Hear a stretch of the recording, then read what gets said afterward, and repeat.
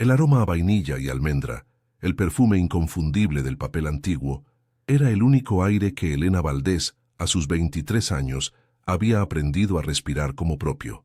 Sus dedos finos y precisos se deslizaban sobre el lomo de un infolio del siglo XVII, trazando las grietas del cuero con la delicadeza de un amante. Como restauradora de libros, vivía en un diálogo constante con el pasado, un refugio de silencio y orden en el corazón palpitante de Madrid. Sin embargo, bajo esa capa de serenidad profesional, un vacío sordo se expandía en su pecho. Cada sutura que aplicaba a una página rota parecía una metáfora de su propia existencia. Una vida cuidadosamente remendada, pero frágil, incompleta, una existencia que no había elegido, sino heredado como la librería familiar que ahora se desmoronaba a su alrededor. Pero ¿qué sucede cuando el único refugio que conoces se convierte en la jaula que te aprisiona y tu bien más preciado es la única moneda de cambio para salvarlo todo? Descubre el pacto desesperado que cambiará su vida para siempre, y no te pierdas el final, porque la revelación de la primera noche te dejará sin aliento. Suscríbete ahora y déjanos en los comentarios qué harías en su lugar. La virginidad de Elena no era un estandarte de moral religiosa, ni el resultado de un trauma paralizante.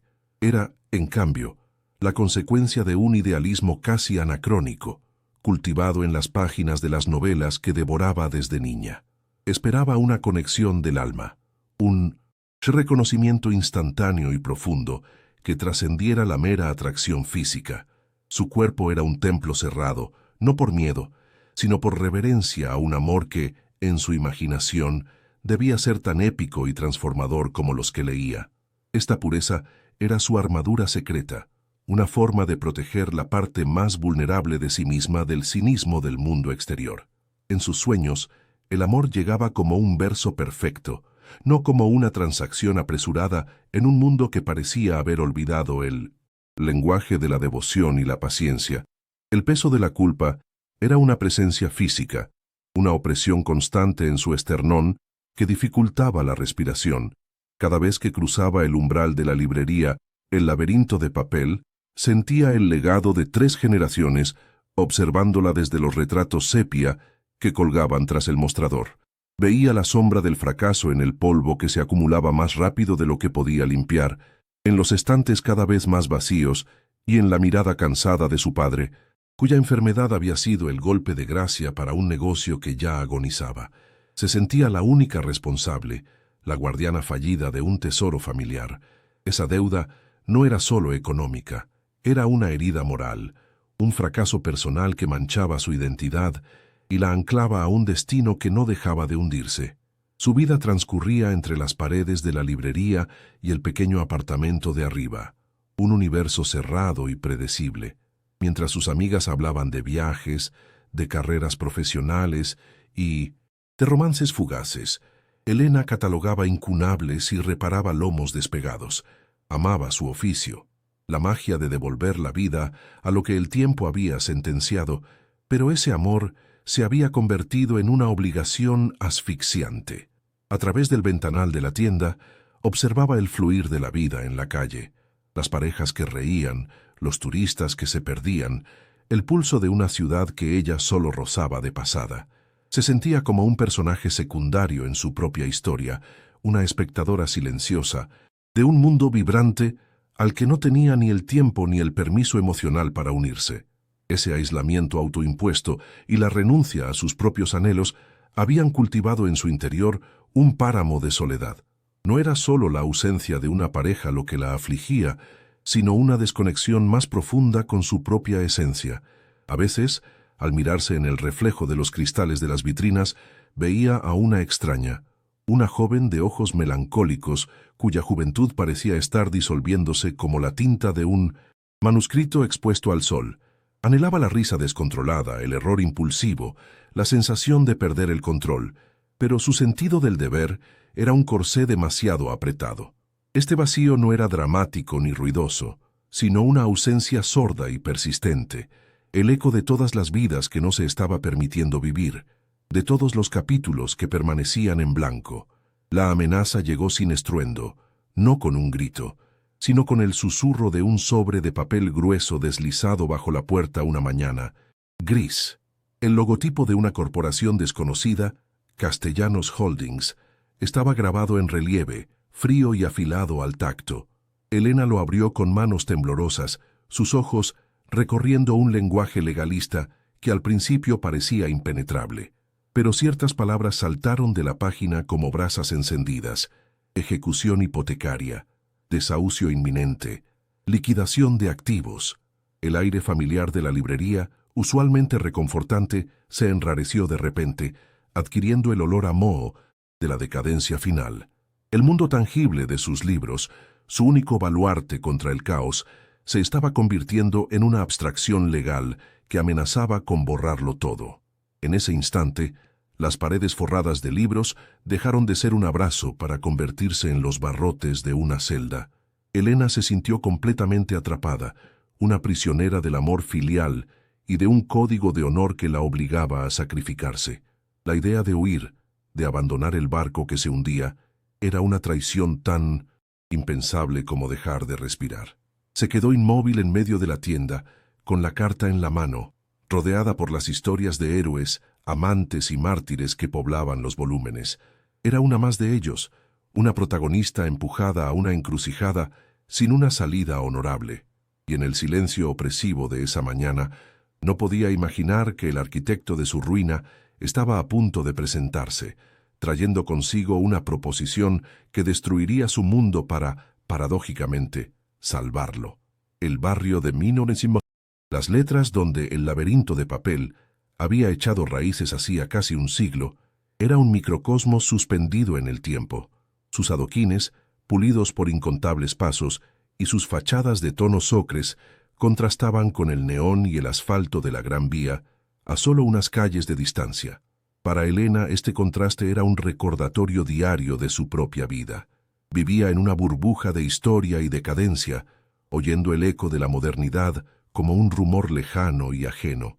El olor a castañas asadas en 1900, invierno o el sonido de un organillo eran la banda sonora de su confinamiento. Un mundo pintoresco que para ella se había convertido en una jaula dorada y oxidada, donde cada esquina era un eco del pasado y cada callejón una salida bloqueada por la nostalgia y el deber. La figura de su padre, Ricardo, era una sombra silenciosa que se movía con la lentitud de un hombre derrotado. Ya no era el patriarca de voz rotunda que le enseñó a distinguir una primera edición por el tacto, sino un fantasma en 1900, su propia casa, consumido por una enfermedad que le robaba la fuerza y la memoria a partes iguales.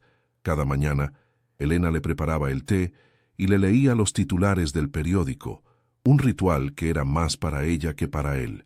En sus ojos vidriosos, a veces creía ver un destello de la culpa que él también sentía por dejarle aquella carga.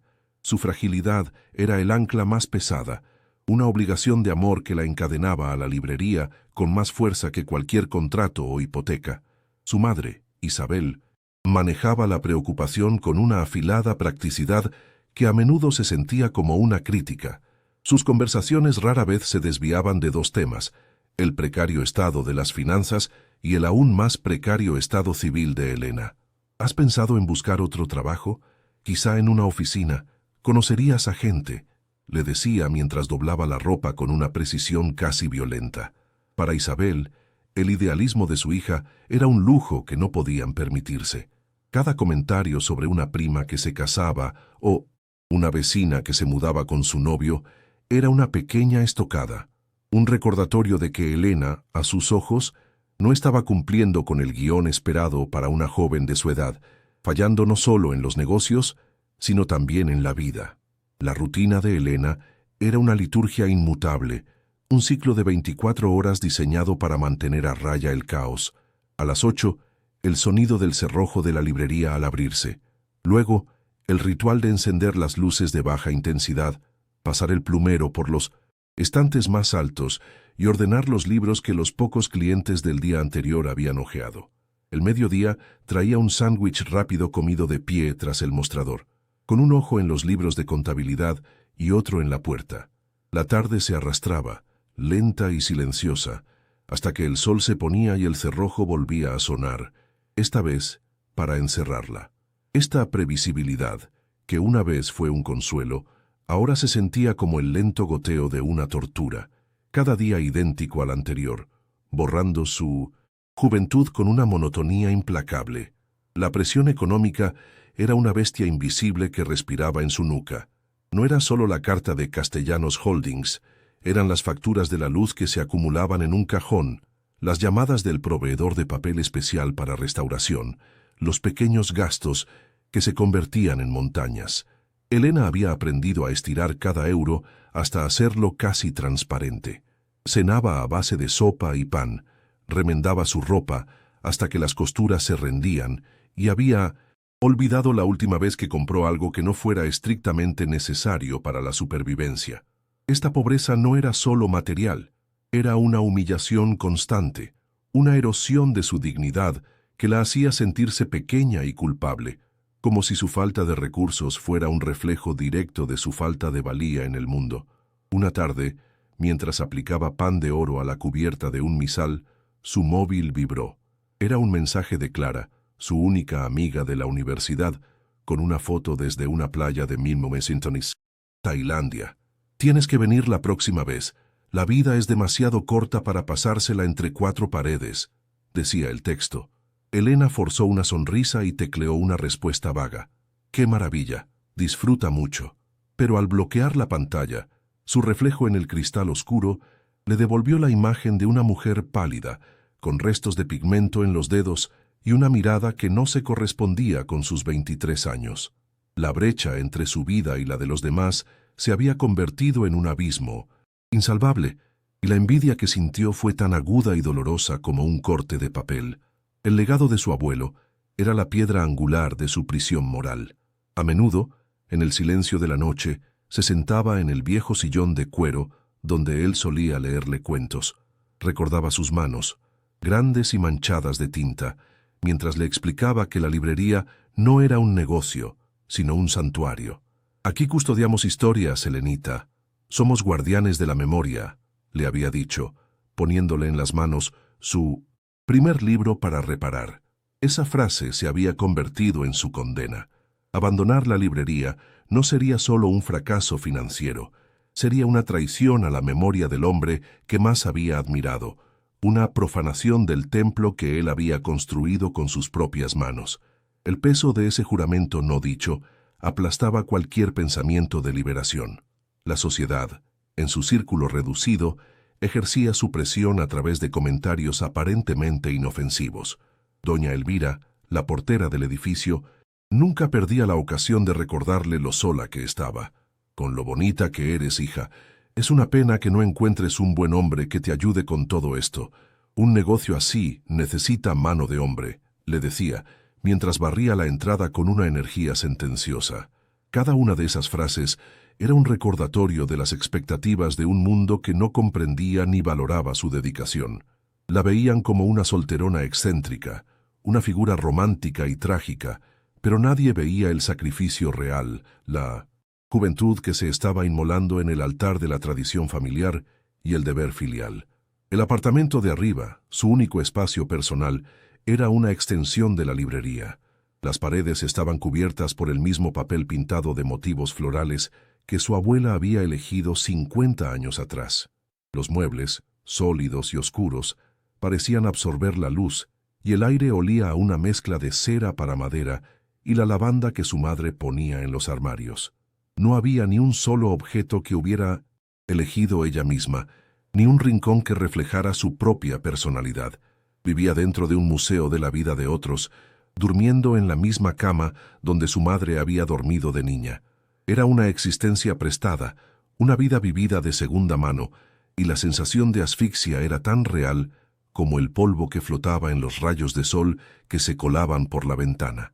Al final de otro día agotador, después de que su padre se hubiera retirado a su habitación y su madre estuviera viendo la televisión con el volumen bajo, Elena se quedó sola en la penumbra de la tienda.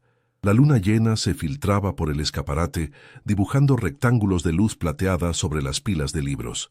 Se acercó a una vitrina y la abrió, extrayendo con sumo cuidado un ejemplar de Cumbres Borrascosas. Lo abrió por una página al azar inhalando su aroma familiar.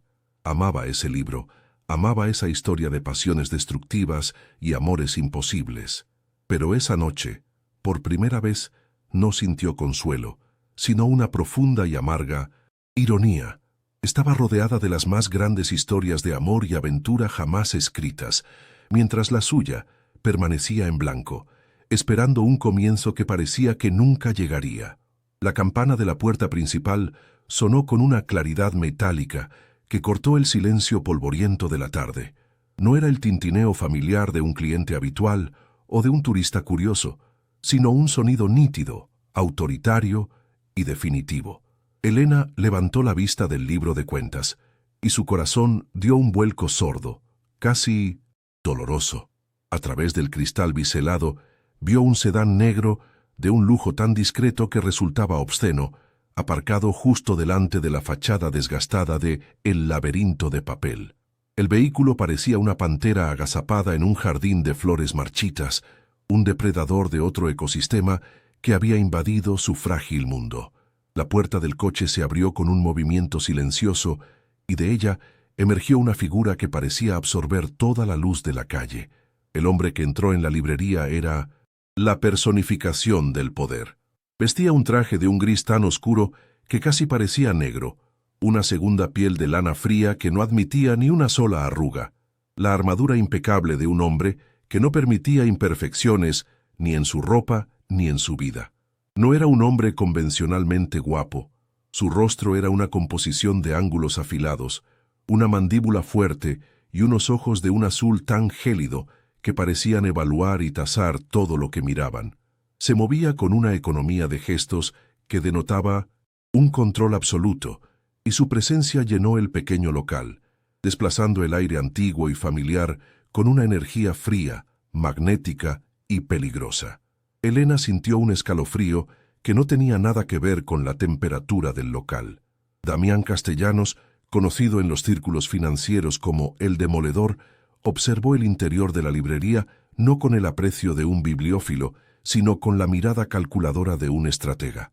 Para él, aquel lugar no era un santuario de la memoria, sino un activo mal gestionado, un símbolo de la debilidad sentimental que había llevado a su propia familia a la ruina años atrás.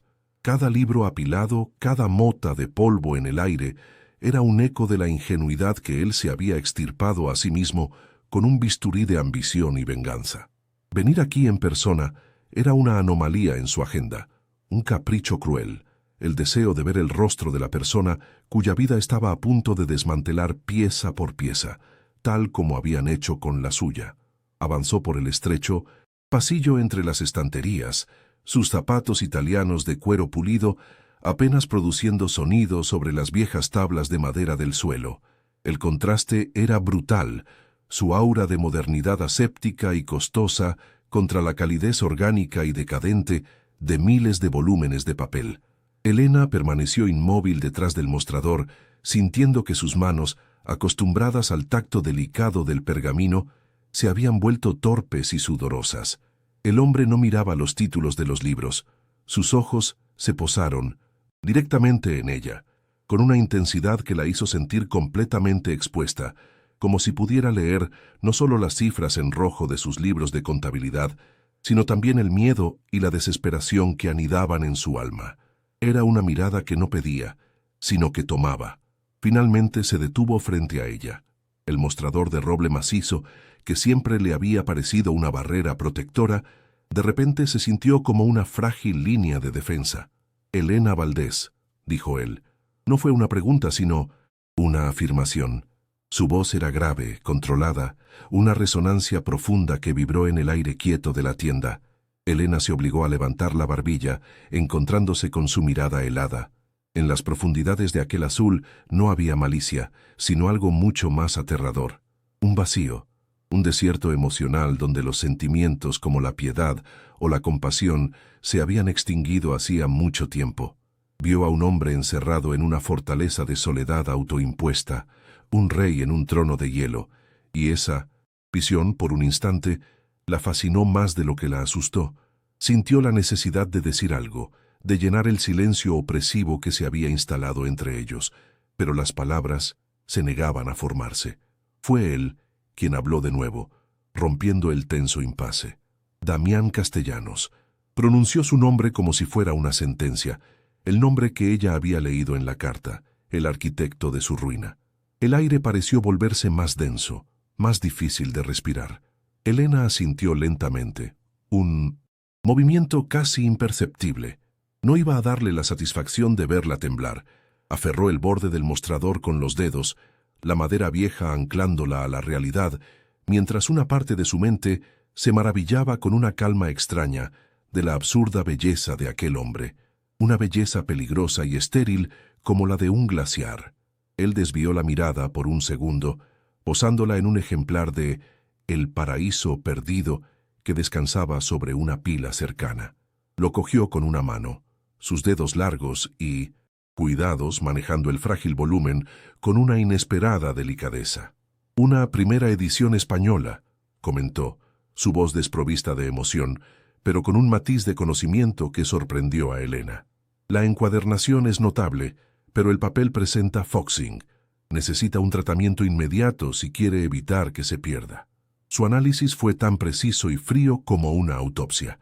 Estaba demostrándole que entendía el valor de su mundo, no para apreciarlo, sino para dejarle claro que sabía exactamente lo que estaba a punto de arrebatarle y cuál era su precio exacto en el mercado. «Es un ejemplar que estoy restaurando para un cliente», respondió Elena, y se sorprendió al oír su propia voz, firme y clara, sin un atisbo del pánico que sentía. «El foxing es un proceso natural de oxidación. Con el tratamiento adecuado, la integridad del papel no se verá comprometida». Se estaba aferrando a su profesionalidad, a su conocimiento, el único terreno donde podía enfrentarse a él en igualdad de condiciones. Por un instante, sus roles se invirtieron. Ella era la experta y él el observador. En sus ojos azules creyó ver un destello fugaz, una chispa de algo que no era indiferencia. Quizás era respeto a regañadientes, o tal vez simple curiosidad por aquella inesperada muestra de resistencia. Esa pequeña victoria le infundió un coraje momentáneo. Él devolvió el libro a su sitio con el mismo cuidado metódico. El breve interludio había terminado, y la máscara de control impenetrable volvió a su rostro. Sin embargo, algo había cambiado en la atmósfera. La tensión ya no era solo de miedo por parte de ella y de poder por parte de él. Se había introducido un nuevo elemento, una corriente subterránea de conciencia mutua. Él había visto que ella no era solo una víctima asustada, y ella había vislumbrado que él no era solo un monstruo sin rostro. En ese reconocimiento silencioso, en esa colisión de mundos, se plantó la primera y peligrosa semilla de una atracción incomprensible, una fascinación por el abismo que representaba el otro. Un vínculo invisible y tenso se había formado entre ellos en el aire cargado de la librería. Damián Castellanos la miró directamente a los ojos de nuevo, y esta vez su voz bajó un tono, volviéndose más íntima y por ello más amenazante. «No he venido a hablar de libros, señorita Valdés», dijo, y cada palabra cayó como una losa sobre las esperanzas de Elena. Hizo una pausa, permitiendo que el peso de su declaración se asentara en el silencio. «La carta que recibió de mi empresa era solo una formalidad. He venido a hacerle una proposición, una que salvará este lugar y a su familia». Su mirada se deslizó por el rostro de ella, deteniéndose en sus labios por una fracción de segundo. «Pero el precio no será en dinero, el precio será usted». La frase quedó suspendida en el aire, una oferta tan monstruosa como ineludible, el comienzo de su verdadera pesadilla. La luz grisácea de un amanecer madrileño se filtraba a través de los pesados cortinajes de seda, dibujando un rectángulo pálido sobre la alfombra persa. Elena estaba despierta desde hacía horas, inmóvil en el vasto océano del colchón, sintiendo el frío del lado que Damián había ocupado. Lo escuchó moverse en el vestidor anexo, el sonido nítido de los gemelos de oro al encajarse en los puños de una camisa impecable, el roce de la lana cara. Él era un hombre de rutinas, un autómata de la disciplina, como si la noche anterior no hubiera sido una fractura cataclísmica en el orden de sus mundos. Mientras él se ajustaba el nudo de la corbata frente al espejo, ella se incorporó, la sábana de algodón egipcio deslizándose por sus hombros desnudos. Su voz, cuando habló, Fue un susurro que cortó el aire como un fragmento de hielo. ¿Esto también formaba parte del precio o ha sido el primer pago fuera de contrato? Las manos de Damián se detuvieron en seco. Por un instante, el hombre que controlaba juntas directivas y doblegaba mercados multimillonarios se quedó completamente paralizado, su reflejo en el espejo mostrándole a un extraño. La pregunta de Elena no había sido un grito de histeria ni una acusación llorosa, sino una cuchillada de una calma devastadora que se hundió directamente en la armadura que con tanto esmero había forjado. Se giró lentamente. Sus ojos azules, normalmente tan fríos y calculadores, ahora eran un mar turbulento de emociones que no sabía cómo nombrar. Sorpresa, rabia contra sí mismo y, lo más desconcertante de todo, un atisbo de algo parecido al remordimiento. No respondió. El silencio fue su única y más elocuente confesión, la admisión de una transgresión que había demolido los cimientos de su propio y calculado juego, dejándolo expuesto de una manera que no había previsto ni deseado. Ella no esperaba una disculpa, ni siquiera una explicación. La pregunta había sido un acto de autoafirmación, una forma de arrancar una pieza de su dignidad de entre los escombros de sus sueños rotos. Ver su imperturbable fachada resquebrajarse fue una victoria pírrica y amarga. Se levantó de la cama, envolviéndose en una bata de seda que encontró sobre una butaca, un lujo que se sentía como un disfraz. La habitación, con su opulencia impersonal, se había transformado. Ya no era una jaula dorada, sino el escenario de un crimen emocional, un campo de batalla donde las reglas habían sido aniquiladas. El contrato que habían firmado era ahora papel mojado. Los verdaderos términos de su acuerdo se estaban reescribiendo en el aire tenso y cargado entre ellos, con una tinta invisible de deseo, culpa y una conexión tan innegable como peligrosa. El desayuno fue una lección de silencio. Se sentaron en extremos opuestos de una mesa de caoba tan larga que parecían dos monarcas de reinos enfrentados. El servicio de plata brillaba.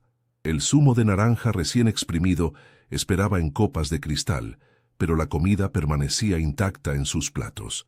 Damián intentó recuperar el control, hablando del itinerario del día, una comida con unos inversores japoneses, una aparición en una gala benéfica por la noche. Su voz era la de siempre, fría y autoritaria, pero Elena notó un nuevo matiz, una rigidez forzada, como si cada palabra fuera un esfuerzo por reconstruir el muro que ella había derribado con una sola frase.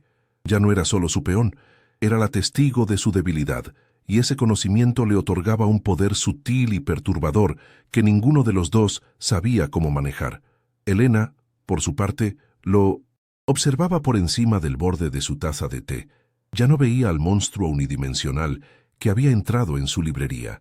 Veía las finas líneas de tensión alrededor de sus ojos, la forma en que su pulgar trazaba nerviosamente el borde de su copa, el fugaz destello de vulnerabilidad que cruzaba su rostro cuando creía que ella no miraba.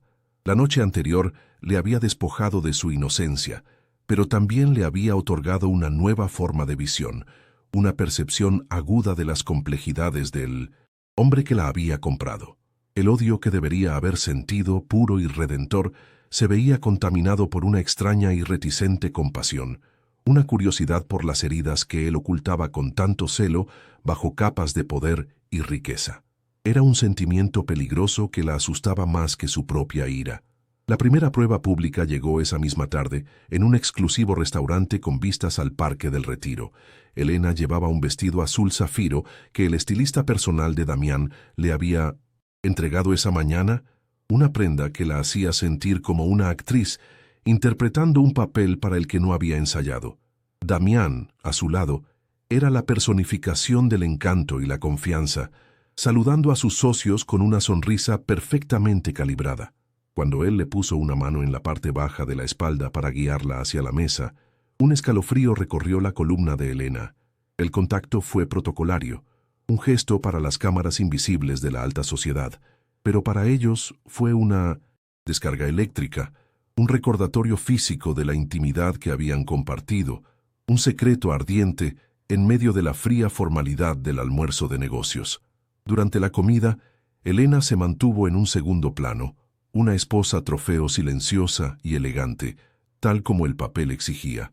Sin embargo, escuchaba la forma en que Damián desmantelaba un argumento financiero con una lógica implacable, la manera en que su inteligencia brillaba, afilada y precisa como un bisturí. Vio el respeto, casi el miedo, que inspiraba en hombres que parecían titanes, y en contra de su voluntad se sintió fascinada. Aquel poder no era solo heredado o comprado, era una fuerza que emanaba de él, forjada en batallas que ella ni siquiera podía imaginar. Esta revelación complicó aún más su dilema. Era fácil odiar a un tirano, pero ¿cómo se odiaba a un hombre cuya mente, a pesar de su crueldad, no podías evitar admirar? El monstruo estaba adquiriendo matices, volviéndose peligrosamente humano.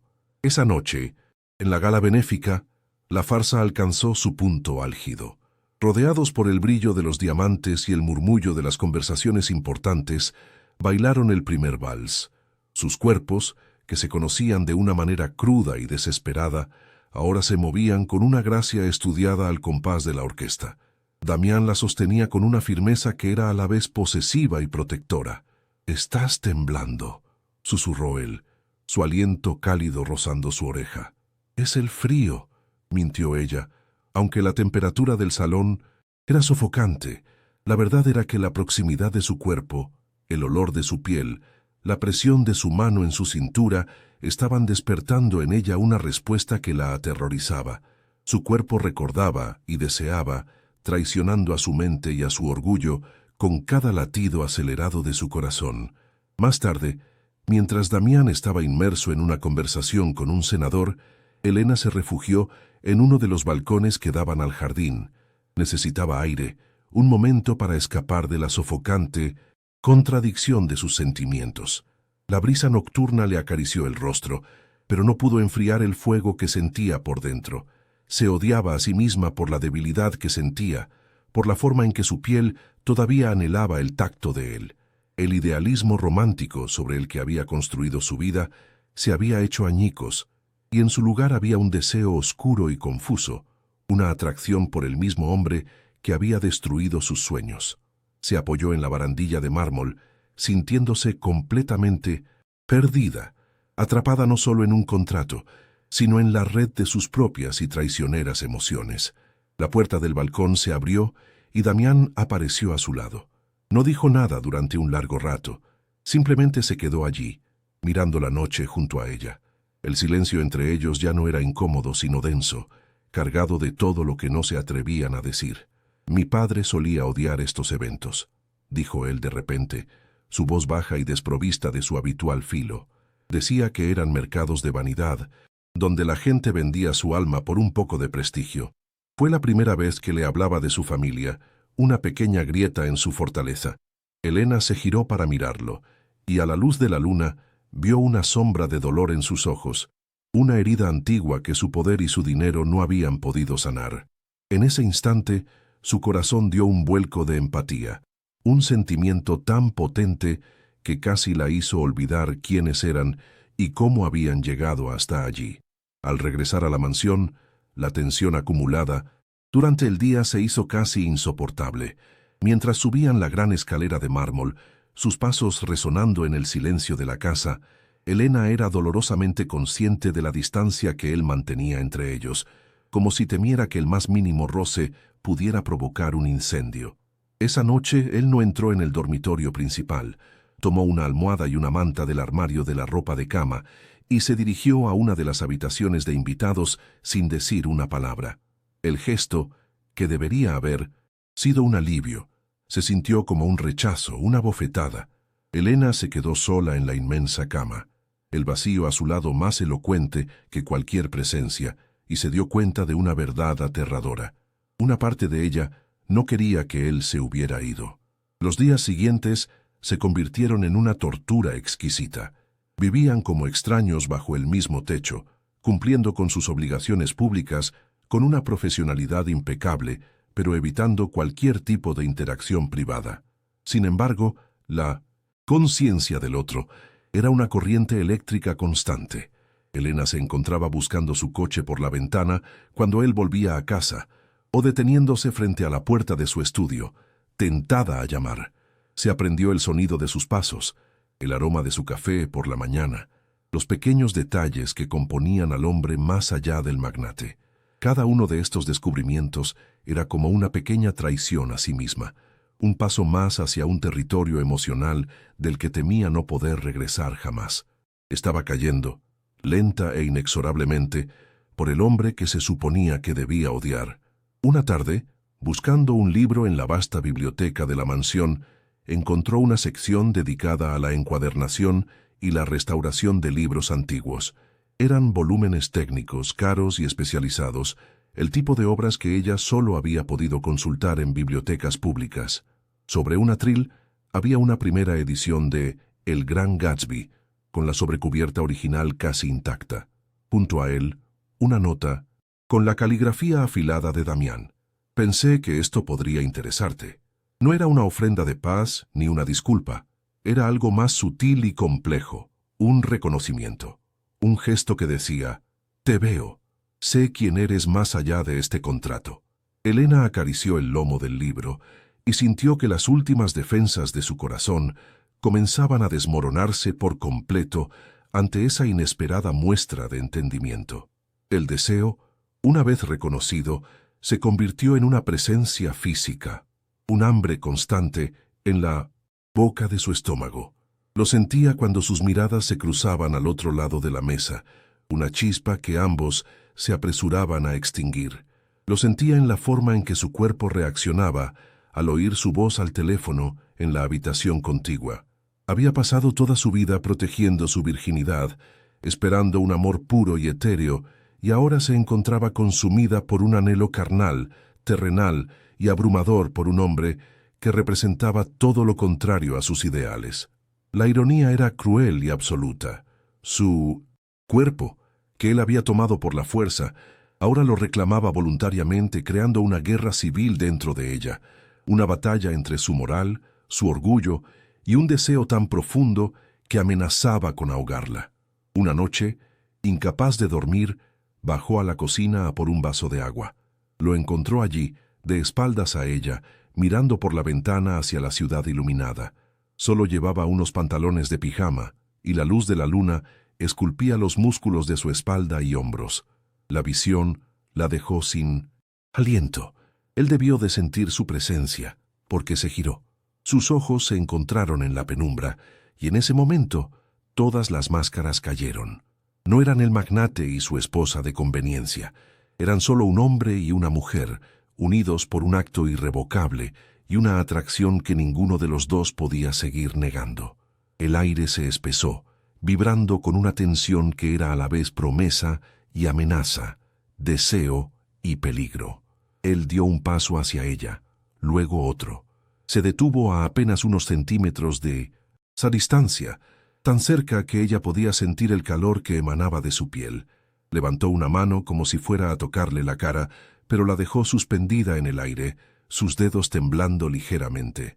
«Esto es un error, Elena», susurró, y su voz era ronca, cargada de una lucha interna que reflejaba la de ella. «Lo sé», respondió ella con un hilo de voz, pero no se apartó. Su corazón martilleaba contra sus costillas, una súplica desesperada. Sabía que debía huir, que debía aferrarse a los restos de su control, pero sus pies estaban anclados al suelo y sus ojos estaban fijos en los de él, perdida en la profundidad de un abismo del que ya no estaba segura de querer ser rescatada. Finalmente, su autocontrol se quebró.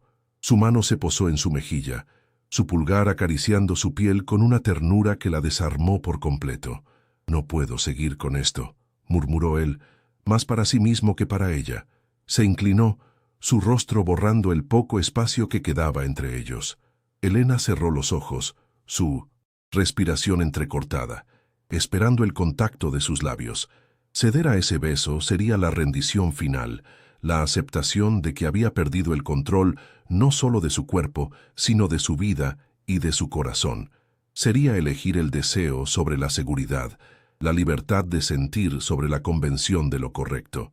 Y en ese instante suspendido en el tiempo, en el umbral de la transgresión, se dio cuenta de que tal vez solo tal vez, era una elección que estaba dispuesta a hacer. El beso no fue una pregunta, sino una respuesta a una cuestión que ninguno de los dos se había atrevido a formular en voz alta. Sus labios, al principio, la tocaron con una vacilación casi reverente, una ternura tan inesperada que resquebrajó las últimas defensas de Elena. Fue un contacto suave, exploratorio, el sabor a café y a una soledad amarga mezclándose con el miedo y la anticipación de ella. Pero esa delicadeza inicial fue solo el preludio de una tormenta. Pronto, la contención de Damián se hizo añicos y el beso se profundizó, volviéndose desesperado, hambriento. Era el beso de un hombre que se había negado a sí mismo cualquier tipo de consuelo durante años y que ahora se ahogaba, buscando en ella el aire que le faltaba. Elena sintió que el suelo desaparecía bajo sus pies, arrastrada por una corriente demasiado poderosa para combatirla. Una parte de su mente, la guardiana de sus sueños de niña y de su idealismo forjado en libros, gritaba traición. Le recordaba el contrato, la frialdad del pacto, la destrucción de su mundo a manos de este mismo hombre. Era la voz de la razón, del orgullo, de la autopreservación, pero otra parte de ella, una parte más antigua y primaria que había mantenido encadenada en el sótano de su alma, se alzó con una fuerza arrolladora. Era su cuerpo, traicionándola con un deseo líquido y ardiente. Era su soledad, reconociendo a su igual en la de él. En ese instante, Elena tomó una decisión que no pasó por su cerebro, sino que nació directamente de su piel y de su corazón. Dejó de luchar. Se rindió no a él, sino a la abrumadora certeza de que aquel momento, por muy equivocado que fuera, era lo más real que había sentido en toda su vida. Él se apartó, solo 1 centímetro, pero fue como si un continente se hubiera desplazado entre ellos. Su respiración era agitada. Sus ojos azules la miraban con una mezcla de pánico y asombro, como si no pudiera creer lo que acababa de hacer. La máscara de El Demoledor se había desintegrado, dejando al descubierto a un hombre perdido, vulnerable. Elena susurró, y su nombre en sus labios sonó como una oración y una maldición al mismo tiempo. En esa única palabra, ella escuchó la confesión de su propia pérdida de control, el reconocimiento de que ella, la pieza insignificante de su plan, se había convertido en el centro de su universo, desestabilizando toda su calculada existencia. No era el depredador reclamando su presa, era un hombre que se había asomado al abismo y había visto su propio reflejo en los ojos de ella. Sin una palabra más, Damián la alzó en brazos. El gesto fue tan fluido y natural que a Elena no le dio tiempo a protestar, ni siquiera a pensar. Se aferró a sus hombros, enterrando el rostro en el hueco de su cuello, inhalando su aroma, una mezcla de loción cara y la esencia puramente masculina de su piel. Él la llevó fuera de la cocina, a través del silencioso y oscuro salón, y comenzó a subir la gran escalera de mármol. Cada paso resonaba en la quietud de la mansión, como el latido de un corazón gigante. Para Elena, suspendida en sus brazos, el mundo se redujo a la sensación de sus músculos tensos bajo la tela, el ritmo constante de su corazón contra su pecho y la aterradora y exhilarating certeza de que estaba siendo conducida hacia su destino, un destino del que ya no había vuelta atrás. El dormitorio de Damián era un testamento a su soledad. Era un espacio vasto, dominado por tonos de gris, negro y blanco, con muebles de líneas puras y una ausencia casi total de objetos personales. La única concesión a la calidez era una inmensa ventana que ofrecía una vista panorámica de las luces de Madrid, un reino a sus pies que él observaba desde su torre de marfil. Su presencia allí, en brazos de él, era una explosión de color y vida en un paisaje monocromático. Era una contradicción, una anomalía. Damián la depositó con una delicadeza infinita en el centro de la cama, como si temiera que pudiera romperse. Las sábanas de seda negra se sintieron frías contra la piel de Elena, un presagio de la transgresión que estaban a punto de cometer, un acto que mancharía para siempre la pureza de su mundo. La colocó de pie junto a la cama y sus manos fueron a los botones de su sencilla blusa de algodón. Lo hizo con una lentitud tortuosa, sus dedos rozando su piel con cada movimiento, enviando descargas eléctricas por todo su cuerpo. No era el acto de un depredador impaciente, sino el de un arqueólogo descubriendo un tesoro frágil y largamente olvidado. Cuando la blusa cayó al suelo, sus ojos recorrieron la piel pálida de sus hombros y su clavícula con una especie de dolor reverencial. Luego, desabrochó sus vaqueros y los deslizó por sus piernas, hasta que ella estuvo ante él solo en su ropa interior, sencilla y blanca. Elena temblaba, no de frío ni de miedo, sino por la intensidad de su mirada, una mirada que la desnudaba mucho más allá de la piel, llegando hasta el núcleo más vulnerable de su ser. Cuando ella estuvo completamente desnuda ante él, bajo la luz tenue de una lámpara solitaria, Damián no se movió. Se quedó mirándola, y Elena vio en sus ojos no solo deseo, sino algo mucho más profundo y desgarrador, una añoranza infinita. Levantó una mano y trazó con la yema del dedo una fina cicatriz blanca que ella tenía justo debajo de la costilla, un recuerdo de una caída en la infancia. «Tan perfecta», murmuró él, y su voz estaba rota. «He pasado mi vida rodeado de cosas rotas, de gente rota, destruyendo para construir mi propio imperio. Sobre cenizas». Hizo una pausa, y su mirada se encontró con la de ella, llena de una vulnerabilidad que la dejó sin aliento. «Y ahora estás tú, y no sé cómo no romperte también». Era la confesión más honesta que jamás había escuchado. La unión fue un seísmo, un desgarro de todo lo que había sido, y el nacimiento de algo completamente nuevo y desconocido. Para Elena, el breve y agudo dolor de perder su virginidad fue eclipsado casi instantáneamente por una abrumadora sensación de conexión. Era como si dos almas que habían vagado solas por el desierto finalmente se hubieran encontrado en un oasis. No había nada de sórdido ni de calculado en el acto. Era crudo, desesperado y profundamente emocional. Damián se movía con una contención que le costaba un esfuerzo visible, como si estuviera librando una batalla contra su propia fuerza para no hacerle daño. Ella le rodeó el cuello con los brazos, atrayéndolo más cerca, y en el ritmo de sus cuerpos, en el intercambio de sus alientos, encontró una forma de comunicación más elocuente que cualquier palabra, un lenguaje universal de necesidad y entrega. El dolor se disolvió en una oleada de calor que lo borró todo: el contrato, la librería, el pasado, el futuro. Solo existía el presente, ese instante suspendido en el que sus cuerpos y sus almas colisionaron en una explosión de placer y liberación emocional. Cuando el clímax la alcanzó, fue una ola que la arrastró y la purificó, un grito silencioso que rompió todas las cadenas que la habían atado durante años. Vio estrellas detrás de sus párpados cerrados y sintió las lágrimas rodar por sus sienes, lágrimas no de tristeza, sino de una emoción tan intensa que no tenían nombre. Damián se derrumbó sobre ella, su cuerpo temblando, y susurró su nombre contra su piel una y otra vez como un mantra, como el ancla que le impedía perderse en la tormenta que ambos habían desatado. En el silencio que siguió, Elena abrió los ojos. Damián se había incorporado sobre un codo y la observaba, con una intensidad que la hizo sonrojar. Ya no había rastro del magnate frío ni del hombre atormentado. En su lugar había una calma, una quietud que ella nunca había visto en él. Él levantó una mano y le apartó un mechón de pelo húmedo de la frente. «Lo he roto todo, ¿verdad?», preguntó él, su voz apenas un susurro. «Nuestro acuerdo, mis reglas». Elena negó lentamente con la cabeza, sintiendo una ternura inesperada por aquel hombre poderoso que ahora parecía tan perdido. «No», respondió ella, su propia voz ronca por la emoción. «O quizás has roto exactamente lo que tenía que romperse».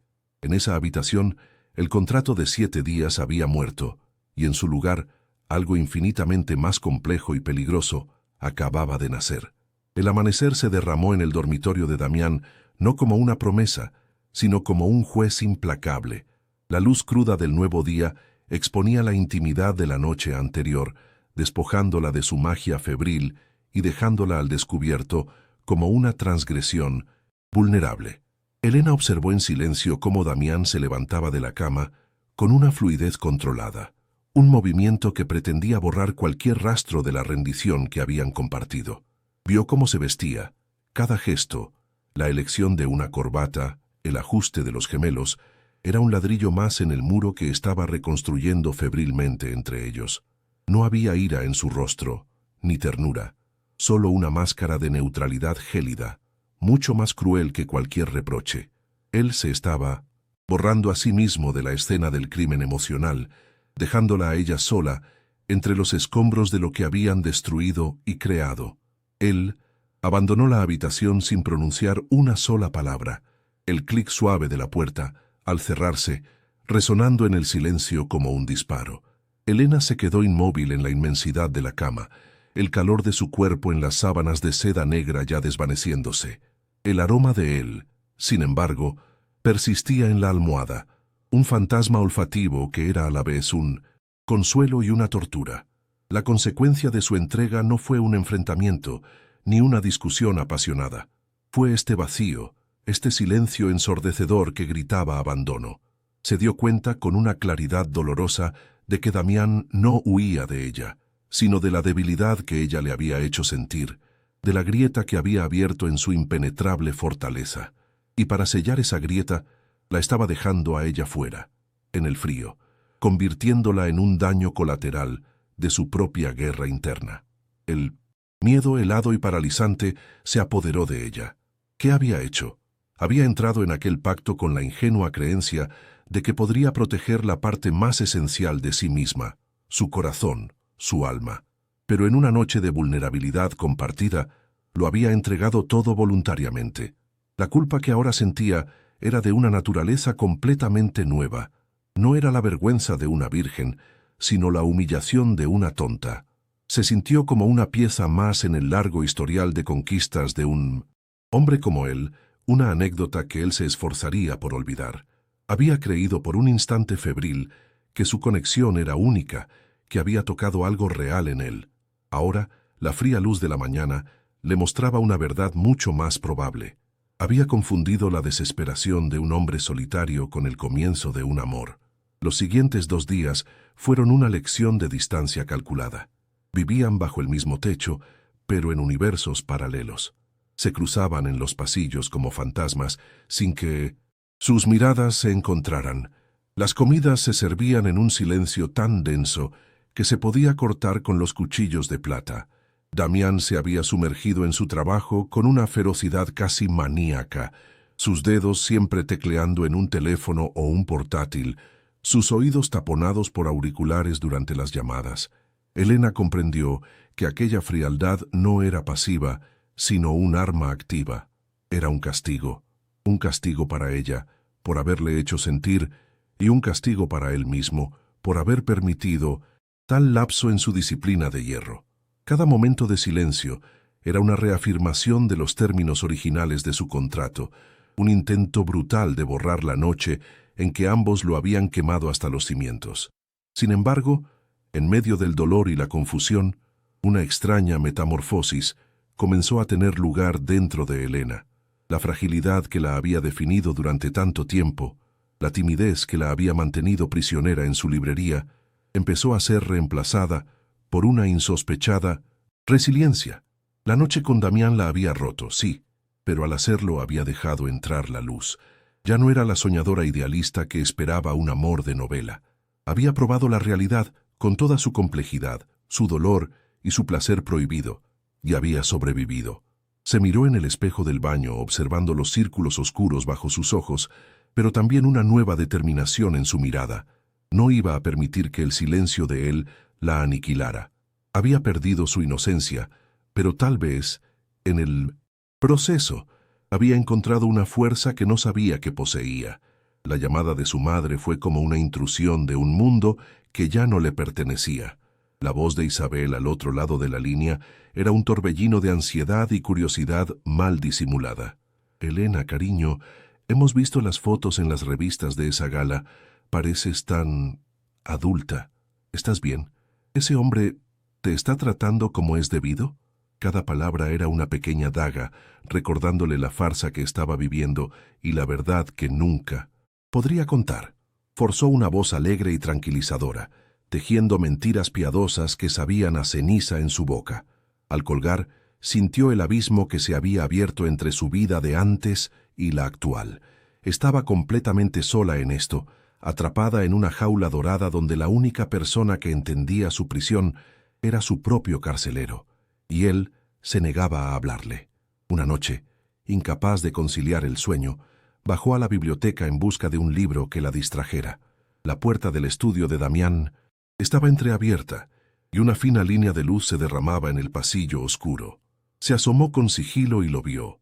Estaba de espaldas a ella, con un vaso de whisky en la mano, contemplando no los rascacielos de la ciudad, sino una pequeña fotografía enmarcada sobre su escritorio. Elena aguzó la vista y pudo distinguir la imagen desvaída de un hombre, una mujer y un niño sonrientes. Su familia, antes de la catástrofe. En esa postura, en la forma en que su hombro se hundía ligeramente, vio el peso de un dolor antiguo y no resuelto. Comprendió entonces que su retirada no era solo un rechazo hacia ella, sino un instinto de supervivencia. Ella había amenazado con abrir viejas heridas y él había entrado en pánico, sellando la tumba de su pasado con el doble de fuerza. Los días restantes del contrato se cernían sobre ellos como la hoja de una guillotina. La cuenta atrás, que al principio había sido su única esperanza de liberación, ahora se sentía como una sentencia de muerte para algo indefinible y precioso que había nacido entre ellos en la oscuridad. La ironía era un nudo en su garganta. Había aceptado el pacto para salvar el legado de su familia, un santuario de historias pasadas, pero ahora se enfrentaba al final de la única historia que verdaderamente sentía como suya. Una historia sin final feliz, sin epílogo, destinada a ser arrancada por la mitad. El miedo a volver a su antigua vida, a la soledad polvorienta de la librería, era ahora tan grande como el miedo que la había empujado a los brazos de Damián en primer lugar. Decidida a no ahogarse en la pasividad, Elena buscó refugio en el único lugar de esa casa que sentía remotamente suyo, la sección de libros raros que él le había mostrado. Ignorando la tensión que emanaba del resto de la mansión, se dedicó a catalogar y limpiar algunos de los volúmenes con las herramientas que había traído de su taller. El olor familiar del cuero y el papel, el tacto delicado de una página frágil, se convirtieron en su ancla. No era una súplica de atención, sino un acto de autoafirmación. Era un recordatorio silencioso, para él, pero sobre todo para sí misma, de que ella era más que una cláusula en un contrato, más que una noche de debilidad. Era Elena Valdés, una guardiana de historias, y aunque la suya se estuviera desmoronando, no permitiría que él la borrara por completo. La sexta noche, la víspera del fin, la atmósfera en la mansión era irrespirable. La separación ya era un hecho, una entidad física que ocupaba los espacios vacíos entre ellos. Al anochecer se cruzaron en el gran vestíbulo. Él subía las escaleras mientras ella se dirigía a la biblioteca. Por un instante inevitable, sus miradas se encontraron. No hubo palabras, solo un reconocimiento mutuo y devastador de todo lo que se había perdido. En los ojos de Damián, Elena vio un océano de arrepentimiento, un deseo tan profundo y doloroso que la dejó sin aire, y él, en los de ella, debió de ver el reflejo de su propia alma rota. Fue un adiós dicho en el más absoluto de los silencios, la confirmación final de que habían creado algo demasiado intenso para controlarlo y demasiado frágil para que sobreviviera al amanecer del séptimo día. La mañana del séptimo día fue una ceremonia de silencio y formalidad. Un chófer, con un rostro tan impersonal como el coche de lujo en el que la esperaba, cargó su pequeña maleta en el maletero. Damián no apareció para despedirse. Sobre el asiento de cuero, un sobre con su nombre contenía los documentos que confirmaban la liquidación de la deuda y la transferencia de un fondo para la restauración de la librería. Era el pago, el fin del contrato. Mientras el coche se alejaba de la mansión, Elena no miró atrás. Observó el paisaje urbano de Madrid pasar como un borrón a través de la ventanilla, sintiendo el peso del sobre en su regazo no como una salvación, sino como el precio de su alma. Se sentía vacía, hueca, pero en el centro de ese vacío, una nueva y dura semilla de resolución comenzaba a germinar. El pacto había terminado, pero la historia estaba lejos de haber concluido. 6 meses después, el laberinto de papel era un eco transformado de lo que fue. La fachada de madera había sido restaurada a su gloria original. Los estantes de roble brillaban bajo una nueva iluminación cálida, y los libros, tanto antiguos como nuevos, llenaban cada rincón, atrayendo a un flujo constante de clientes. La resurrección de la librería era un pequeño milagro local, atribuido por los vecinos a la tenacidad de Elena. Pero ella conocía la verdad. Un mecenas anónimo, un misterioso coleccionista que se comunicaba a través de un abogado, había estado dirigiendo a los bibliófilos más importantes del país hacia su puerta y financiando adquisiciones imposibles. Elena nunca cuestionó la identidad de su benefactor. Sabía que cada nuevo cliente, cada volumen raro que llegaba, era una palabra en el diálogo silencioso que Damián mantenía con ella, una forma de penitencia a través del papel y la tinta, un intento de reparar lo que había roto de la única manera que sabía. El cambio no solo había afectado a la librería. Elena se movía por su restaurado universo con una nueva gracia, una confianza tranquila que emanaba de su interior. La joven idealista que soñaba con amores de novela había sido reemplazada por una mujer que había mirado al abismo y había regresado. La experiencia con Damián había destrozado su inocencia, pero en su lugar había forjado una fuerza que no sabía que poseía. Ya no esperaba un amor perfecto. Había aprendido que las historias más reales están llenas de tachaduras, de párrafos reescritos y de finales inesperados. Su soledad ya no era una ausencia, sino un espacio propio, un santuario interior construido con los fragmentos de su corazón roto, un lugar donde podía ser, por fin y sin disculpas, la única autora de su propia narrativa, la dueña de su historia. Una noche de noviembre, la lluvia golpeaba con furia los cristales del escaparate, convirtiendo las luces de la calle en acuarelas impresionistas. Elena estaba a punto de girar el cartel de la puerta a cerrado cuando la vieja campana de bronce sonó, su tintineo nítido cortando el murmullo de la tormenta. Se giró y el aire abandonó sus pulmones en una exhalación silenciosa. En el umbral, recortado contra la noche húmeda, estaba Damián Castellanos. Su impecable abrigo de cachemir estaba empapado, y su pelo oscuro, normalmente peinado hacia atrás con un control férreo, caía sobre su frente en mechones desordenados. No había rastro del magnate calculador ni del depredador poderoso. Ante ella solo había un hombre despojado de toda su armadura, con la mirada perdida de un náufrago que, tras una larga y solitaria travesía, divisa por fin la costa. Él no se movió del umbral permitiendo que el agua de su abrigo formara un pequeño charco sobre las antiguas tablas de madera. El silencio se estiró entre ellos, denso y cargado con el peso de 6 meses de ausencia, de anhelo no expresado y de arrepentimiento. Sus ojos, que ella recordaba como fragmentos de hielo, eran ahora un mar oscuro y turbulento, reflejando una tormenta interior que rivalizaba con la de fuera. En esa mirada, Elena lo leyó todo: la inutilidad de su venganza, la vacuidad de su imperio, la dolorosa comprensión de que la única victoria que importaba la había perdido la mañana en que la dejó marchar. No eran necesarias las palabras. Él había regresado al punto de origen, al único lugar donde se había permitido ser vulnerable, al santuario que había intentado destruir y que ahora se presentaba ante él como su única posible salvación. Finalmente, una sonrisa rota, un gesto tan ajeno a sus facciones que lo transformó por completo, tiró de la comisura de sus labios. Su voz, cuando habló, fue apenas un susurro ronco, casi engullido por el sonido de la lluvia. «Me he perdido», dijo, y la confesión abarcaba mucho más que su ubicación física en la ciudad. Sus ojos no se apartaron de los de ella, buscando un ancla, un perdón, un comienzo. Buscaba un lugar donde se reparan las cosas rotas. La frase quedó suspendida en el aire, una ofrenda frágil y desesperada. Una lágrima solitaria se deslizó por la mejilla de Elena, una gota de lluvia perdida en el interior. La historia no había terminado.